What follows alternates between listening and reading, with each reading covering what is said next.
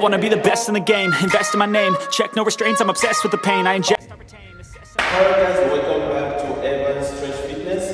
Today we're going to be demonstrating how to do the bed dog, and PT here will be showing us how to do the bed dog exercise.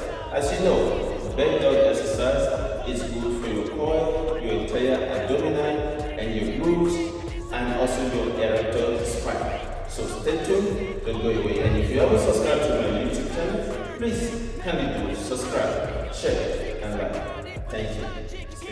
Alright, as you can see here, the arm is aligned with the shoulder straight away, and the legs is in line into your pelvic position.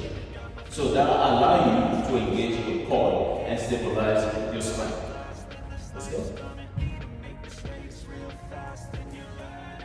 You see the core is engaged. Sometimes when you kick back, the glutes activate. So that's why it's a good exercise to work the entire full body.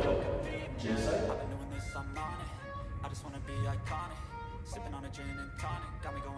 It's a good exercise to tune and strengthen your abdomen.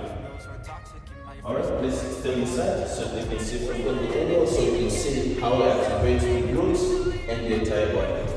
So,